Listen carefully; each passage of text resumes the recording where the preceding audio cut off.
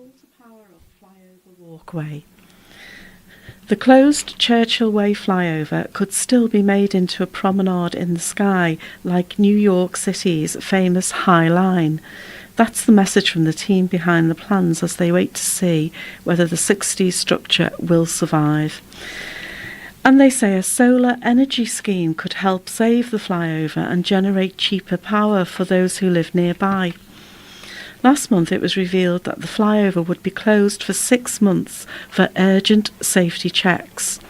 Mayor Joe Anderson has since suggested that it's likely to be demolished, with no decision taken until the new year. In 2013, when it was first suggested that the flyover could be flattened, a group was formed to save it and turn it into a park and event space. Their vision was inspired by the High Line in New York, where a closed elevated railway line turned into a park, and it's become one of the city's most popular attractions.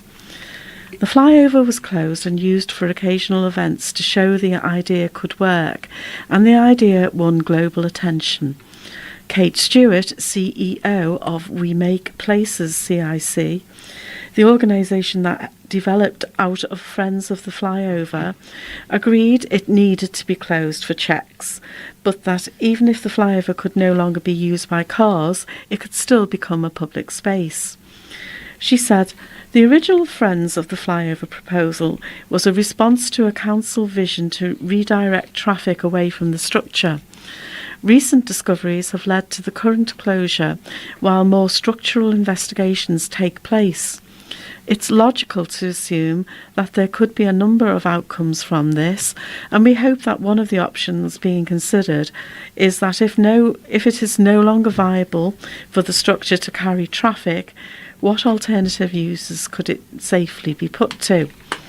The recent developments mean we are back in dialogue with the council and hope to continue to be part of the conversation about the future of this part of the city.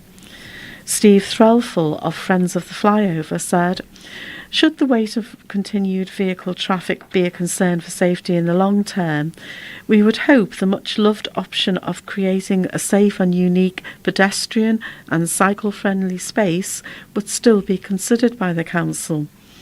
Behind the scenes, the We Make Places team has been working on a scheme to install solar panels along the edges of the flyover. They would generate electricity to light the flyover and walkways and could power a range of other activities around the flyover. Other activities planned for the site include a community bakery and a learning centre for the Urban Workbench project to help local people learn construction and joinery skills. The panels could even generate enough electricity to sell to local residents and community groups at discount rates. We Make Places won funding from the Department of Energy and Climate Change for its work, and Mr Threlfall said the project had already attracted interest from potential investors, meaning less public cash would be needed. He said, "Even if traffic were to continue on the flyovers in the future, the solar power gives the city the opportunity to close these roads either permanently or on Sundays, hosting events and activities with free power on hand. Our previous cultural events on the flyover have proven this is a great space to spend the day, even without permanent prohibition of cars." Liverpool Council's Cabinet Members for Highways, Councillor James Noakes, said he was willing to talk to campaigners about the park plans.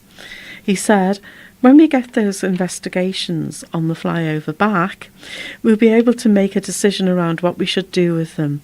But we've got to make that decision in terms of what's best for the area, what's best for the travelling public, and what's best for the people who live and work around here. All of these different issues have to be taken into account."